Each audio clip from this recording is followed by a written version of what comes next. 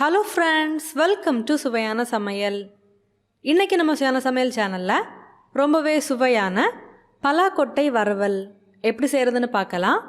வாங்க வீடியோக்குள்ள போகலாம். சுவையான சமையல் சேனலை நீங்க இன்னும் சப்ஸ்கிரைப் பண்ணலனா சப்ஸ்கிரைப் பட்டனை கிளிக் பண்ணி சப்ஸ்கிரைப் பண்ணிக்கோங்க. கூடவே பக்கத்துல வர பெல் ஐகானை கிளிக் பண்ணி ஆல் செலக்ட் பண்ணிக்கோங்க. இந்த சேனல்ல வர வீடியோஸை மிஸ் பண்ணாம பாருங்க.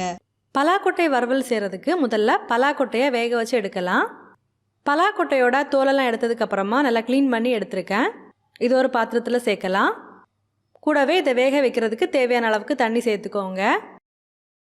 இது கூடவே தேவையான அளவுக்கு உப்பு சேர்த்துக்கோங்க. சேர்த்து ஒரு வாட்டி இதை கலந்து விட்டுக்கோங்க. இப்போ இந்த பலாக்கொட்டையை நல்லா வேக விடலாம். இப்போ பார்த்தீங்கன்னா இந்த பலாக்கொட்டைகளை வேக வச்சு எடுத்தாச்சு. இதை வடிகட்டி தனியாக எடுத்து வச்சு கட் பண்ணி நம்ம எடுக்கலாம். இப்போ அடுத்ததாக palakottai வறுவல் செய்கிறதுக்காக ஒரு கடாயை சுடு பண்ணிக்கோங்க.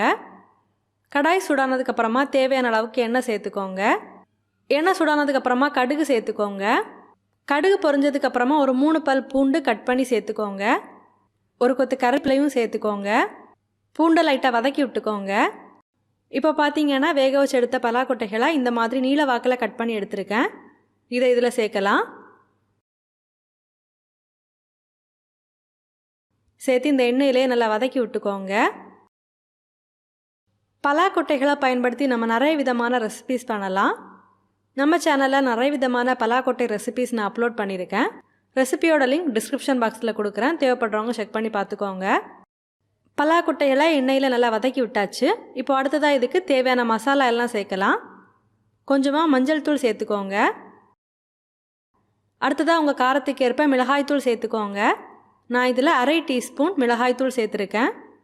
ஒரு 1/4 டீஸ்பூன் கரம் மசாலா சேர்த்துக்கோங்க. அடுத்ததாக ஒரு 1/4 டீஸ்பூன் நல்லா ஃப்ரெஷ்ஷாக ஜீரகத்தை தட்டி சேர்த்துக்கோங்க. அடுத்ததாக தேவையான அளவுக்கு உப்பு சேர்த்துக்கோங்க. உப்பு தேவைப்பட்டால் மட்டும் பார்த்து சேர்த்துக்கோங்க. நம்ம பலாக்கொட்டைகளாக வேக வச்சு எடுக்கும்போதே உப்பு சேர்த்து தான் வேக வச்சு எடுத்துருக்குறோம். மசாலா எல்லாம் சேர்த்ததுக்கப்புறமா இதை நல்லா கிளறி விட்டுக்கோங்க. இப்போ கடைசியாக இதில் கொஞ்சமாக எண்ணெய் சேர்த்து நல்லா வதக்கி விடலாம். நீங்கள் தேவைப்பட்டால் மட்டும் எண்ணெய் சேர்த்துக்கோங்க. அவ்வளோதான், இதை நல்லாவே வதக்கி எடுத்தாச்சு. இப்போ நம்மளோட சுவையான palakottai வறுவல் ரெடி ஆகிடுச்சு. நீங்களும் இந்த மாதிரி செஞ்சு பாருங்கள். செஞ்சு பார்த்ததுக்கப்புறமா உங்கள் கமெண்ட்ஸை மறக்காமல் எங்களோட ஷேர் பண்ணுங்கள். இந்த வீடியோ உங்களுக்கு யூஸ்ஃபுல்லாக இருந்தது அப்படின்னா வீடியோவை லைக் பண்ணி உங்கள் நண்பர்களோட பகிர்ந்து கொள்ளுங்கள். நீங்கள் இன்னும் நம்ம சுவையான சமையல் சேனலை சப்ஸ்கிரைப் பண்ணலைன்னா மறக்காமல் சேனலை சப்ஸ்கிரைப் பண்ணிக்கோங்க. இந்த மாதிரி சுவையான ஒரு ரெசிபியோட நான் உங்களை சந்திக்கிறேன். அது வரைக்கும் சுவையாக சமைங்க, சுவையாக சாப்பிடுங்க. நன்றி.